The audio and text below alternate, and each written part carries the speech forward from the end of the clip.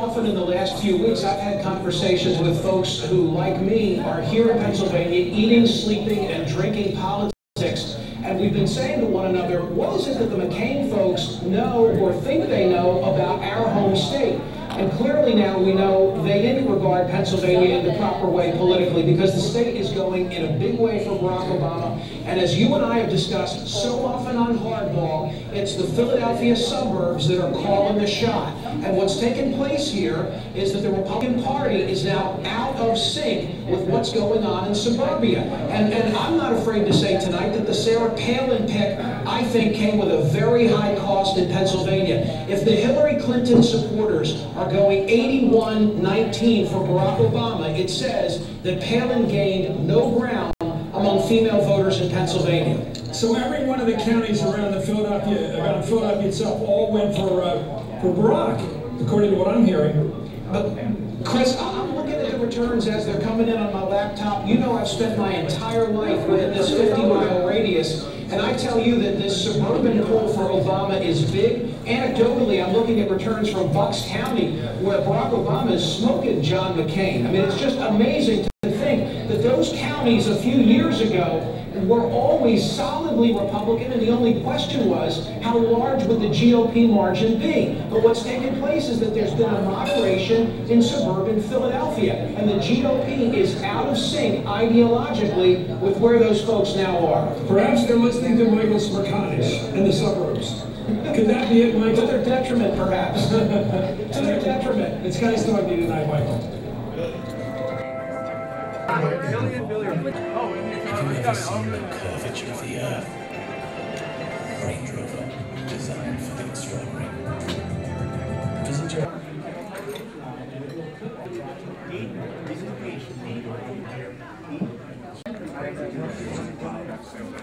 We don't know. We have to Yeah. Yes.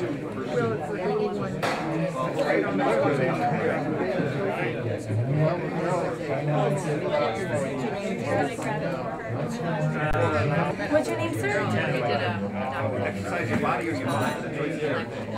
Which is your oldest button? Well, the oldest one I collected was FDR, but I got Wilson and Millard Fillmore and a few others like that. But he wasn't around then. I don't have the... I'm curious.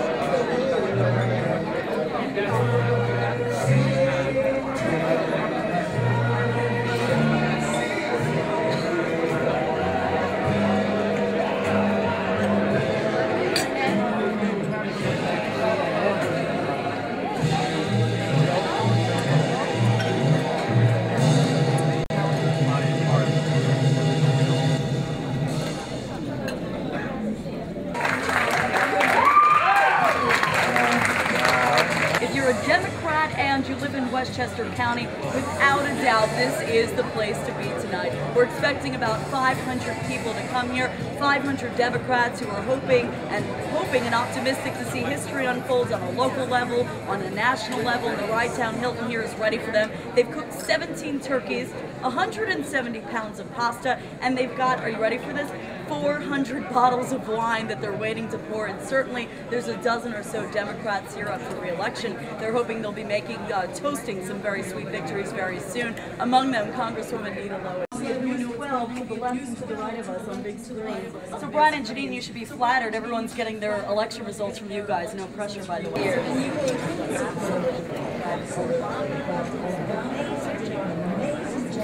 Every state in every state. So this is an opportunity for all of us to unite, to face the future, to get brains down and address this economy. Suzanne just certainly the night is still young. Big trouble.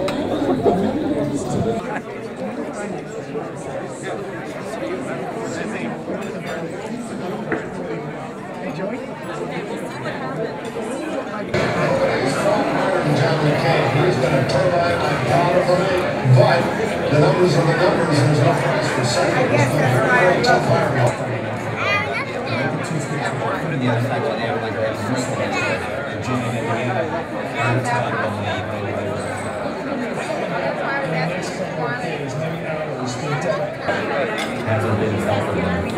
Last thing for people who have been coming in Dr. Greg for dissect this for us. Now that is the ratings right now for not getting this mixture.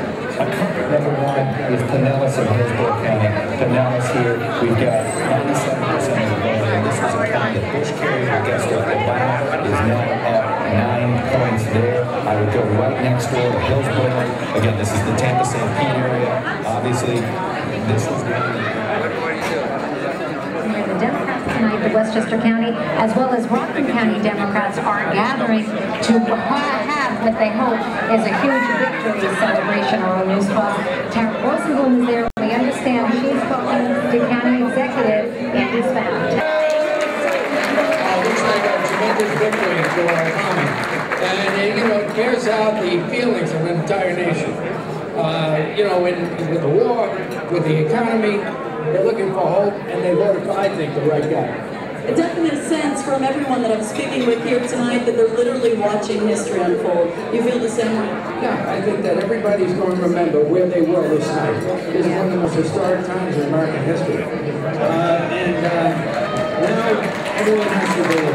And this night also historic no matter the outcome, and also historic for so many reasons. We've seen record turnout across the country, more young voters, more first-time voters than ever before. What was it that energized so many young people, especially here in Westchester? No, this is people looking for hope.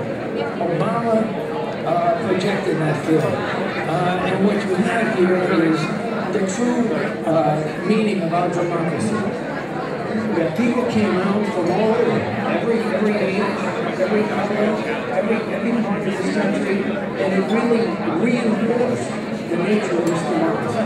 And let's switch gears a little bit and talk local politics. We're also hearing that a lot of Democrats are poised for big landslide victories this evening. Congresswoman Nita Lowey, a bunch of the state senators, State Senator Jeff Kline. We're here tonight throughout the district are really struggling, and we have a responsibility to get something done.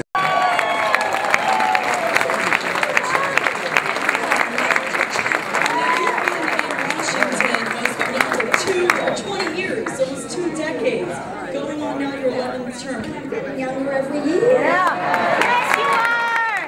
We're looking at a live shot of Barack Obama's headquarters in Chicago, Illinois. The senator, we're told, still having dinner at home, but they are going to be going to the Hyatt relatively shortly. John McCain's headquarters in Phoenix, Arizona, meantime, is the site of his election wrap party.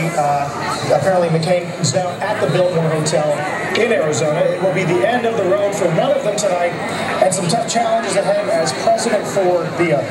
Let's get straight to CBC's chief Washington correspondent, John Howard. He's at the big map. Where are we, John? Maria, we've got more good news for that big crowd in Illinois. Iowa, a third red state to go along with Ohio and New Mexico as well. Falling, the march of the Obama campaign continues. Now, John McCain has picked up the state of Utah, and of course that's totally expected. Look at the electoral balance now, 207 for for Barack Obama, just 63 votes shy of what he needs. With these big states still left to vote, California, Oregon, and the state of Washington all out there, 73 electoral votes between them. That would be enough to put Barack Obama over the top. And of course, we still haven't heard of Maria from Florida, North Carolina, Virginia, and Indiana, all places where Barack Obama was competing heavily. AP has not called this race yet, but it appears that Susie Eileen is on her way to winning a 13th term. It'll be a very lucky 13th term. Congratulations. Thank you. You know what I want to say is less about me. You know, my office that we had here in Westchester was shared 50-50 with the Obama people who were running the Westchester campaign. And I want to take my hat off to them because it is they that pulled in Pennsylvania. They worked morning, noon, and night on phones going only into Pennsylvania. They sent thousands and thousands of postcards into Pennsylvania, getting the mail from Pennsylvania to people that look like they might be not quite really wanted them. So my hat, oh, and we called our office 008 because it was Oppenheimer and Obama 08. Very catchy indeed. Carl, I know you have a big day ahead. You, as well as the other Democrats in the Senate, are going back to Albany to try to tackle these tough fiscal problems. Well, we are going back, the Senate Democrats. We're having a conference. We're trying to figure out what's the best way to go to reduce this $2 billion debt. And I'm going to probably file early a piece of legislation. Okay. And congratulations. I got to send it back to the studio, but certainly a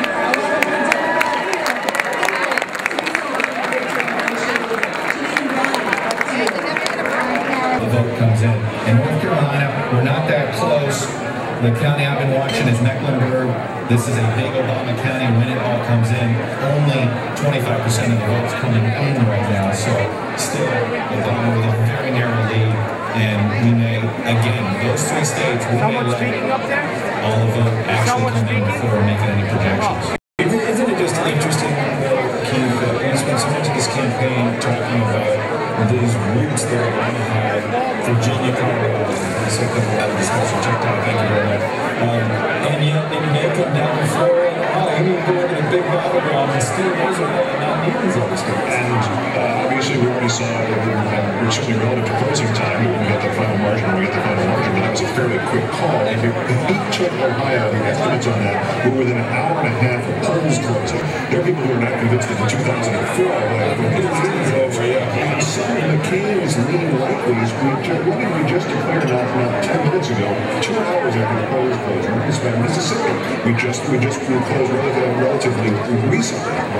These things have lined up pretty quickly for Obama, and whether they're decisive numerically, they have been decisive demographically for us to be able to do these calls, which I think is a significant advantage to it as well. Something extraordinary is happening in history today, and I think it's not terribly reported. That is, if you look at the pattern of statement points so far we've been able to give you in terms of sound conclusions as to what each state has done, there's no evidence so far that Barack Obama's ethnicity, the fact that he's an African American, has hurt him.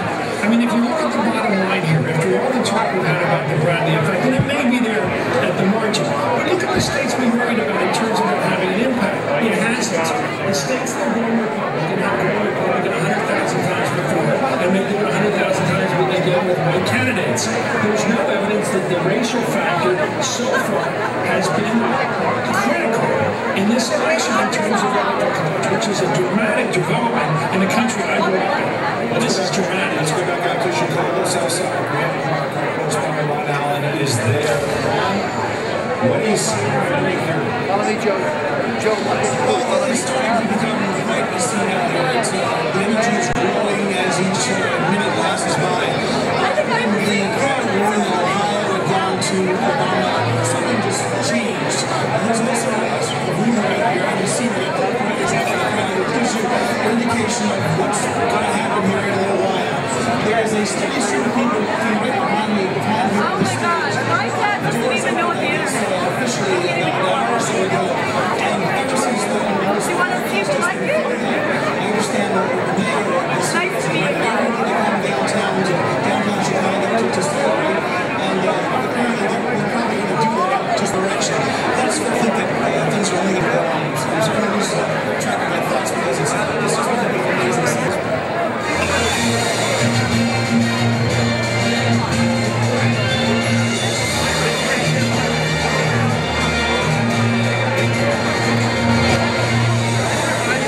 Okay, we were going to wait and greet you with President Obama, but I gather the hour is late.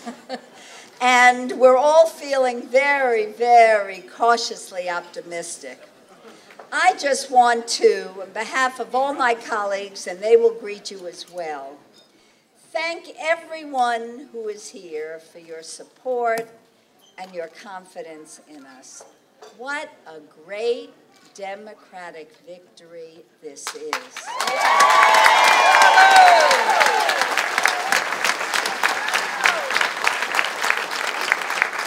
I cannot tell you how enthusiastic I am, first of all, to be reelected. I appreciate your confidence. And I can't wait to go back to Washington to work with an expanded majority in the House. Right now, it looks like we're going to reach 261. We now have 235. And the Senate, Senator Schumer is still working his magic. So I'm not sure, but to have a Democrat in the White House, an expanded majority in the House, expanded majority in the Senate, means that we can move forward and aggressively deal with major challenges we have. Some of you were saying, aren't you a little bit worried about the Democrats being in control of everything? And I said, I can't wait, because I am tired of seeing this administration veto health care bills, energy bills, housing bills. We have work to do. And the first order of business, frankly, is addressing the economy, and it is affecting every part of our community. For those of us who walk up and down the streets, stop into the delis, stop into the cleaners, talk to the people who have restaurants, everybody is suffering, and it's a multiplier effect, and we have got to address this with an expanded economic stimulus package as soon as we get back, and let the president dare to veto it. So I am thrilled to be able to go back and face the challenges that are here in Westchester and throughout our nation. I want to make one point, because this is not time for long speeches, before I introduce all my colleagues. What is most exciting to me about this election is to see the young people taking charge. And frankly, friends of ours in this room who went to Pennsylvania and Ohio and Florida and making calls from their living room were taking direction from an 18 to 22-year-old who was running the campaign. I have never seen a more organized campaign in the history of my involvement in politics, frankly. 50 offices in Ohio, more than that in Pennsylvania, more than that in Florida. And it's the young people who are really calling the shots. And we can give, cautiously, President Obama credit for the best organized campaign. And not only will he bring together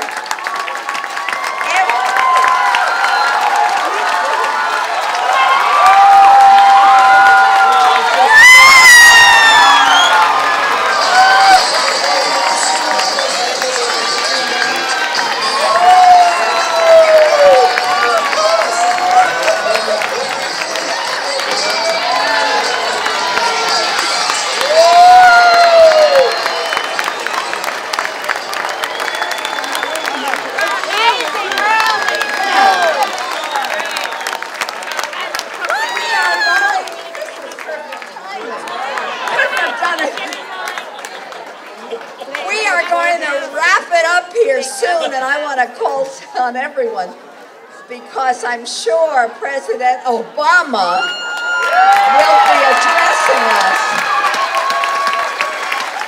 But this presidency will not only transform the United States of America, but will transform the world with our president.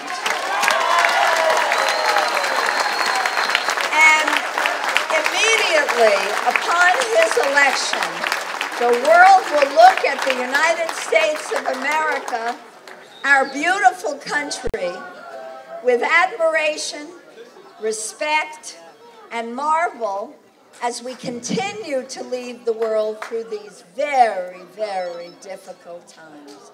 So let me close my remarks and just say thank you again.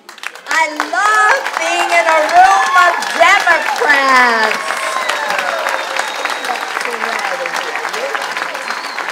So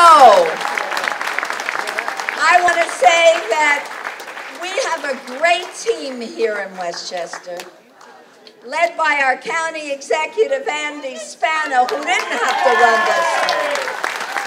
And we operate as a team, federal, state, local level. And the reason we get things done is because we do operate as a team.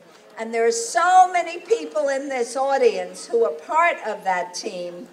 Ken Jenkins is here, Bill Ryan, Jose Alvarado, Tom Abenanti, Supervisor Paul Feiner, White Plains Council Dennis Power, White Plains Councilwoman Milagro I saw before, Yonkers City Councilman Chuck Glesnick, Bernie Gordon, the mayor of Pleasantville. Anybody else who wants to be introduced? Just Kevin Morgan from Greenberg. Steve Otis from Rye. You know, Suzanne Berger, who gets everyone out from Greenberg. Okay, this Ani Klugman from New Rochelle. This list is obviously not too complete. Always get into trouble. Okay, always get into trouble. I just want to say, before I introduce Susie, who just won a great, great race, that if we didn't want to move this along because Obama may speak any minute, it's not just the elected officials. The reason we have such a great county is there are so many people here representing not-for-profits, representing community groups, who understand that we have a responsibility, no matter what we do, to make our community a better place. So the teamwork is what makes us effective, and we all look forward to working with you for many years to come. Our great state senator, Susie.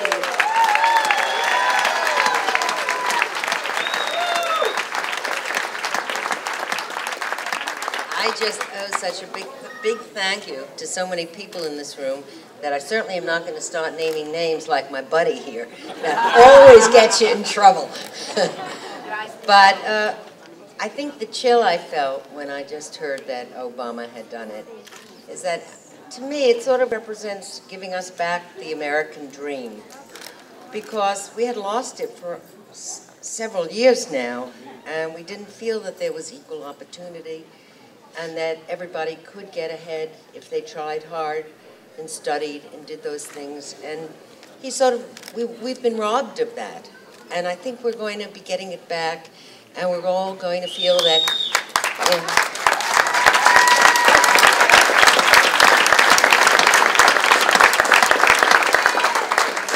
And I must say, to have a Congress that's democratic, oh my Lord. But we think we may also have a state Senate that is democratic.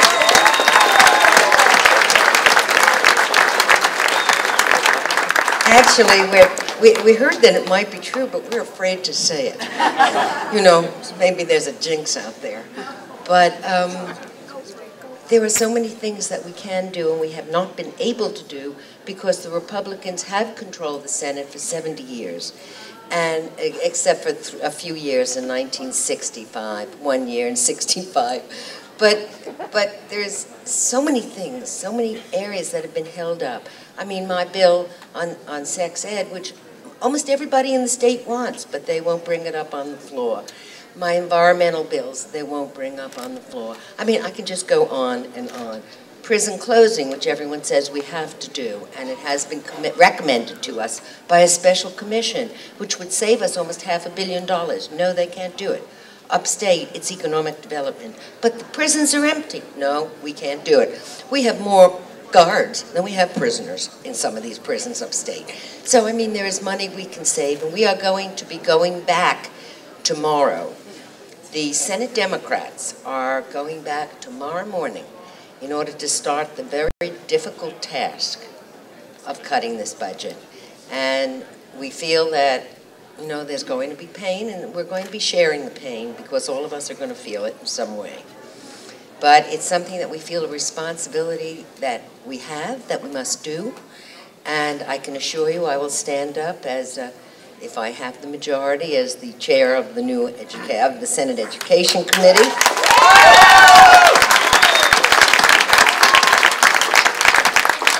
I will be doing my darndest to make sure that education is not wounded. But I will be fighting for that. But I think there may be other people fighting for some other things. But we are going to work together. We are going to do the best we can, cause the least harm, but we know that there will be damage that will be done. And we hope that in another 4 or 5 or 6 quarters, that we will again be on the move, because this is a great state. We have a lot of resilience. We have very many talented people here. We have people, we probably have the highest education level of any state in this nation. And that's very good for our workforce, because we know we can rely on certain types of jobs, and we have to make sure that we have more of those types of jobs. So I just want to thank, gosh, there's so many people, but thank all of you for putting yourselves out so much in what was a very, very difficult race for me. But I was determined not to go negative and not to answer any of the things that were said about me.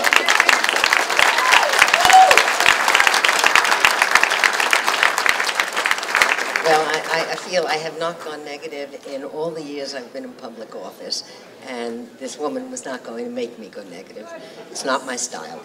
So thank you to each of you that really put yourselves out on the line for me.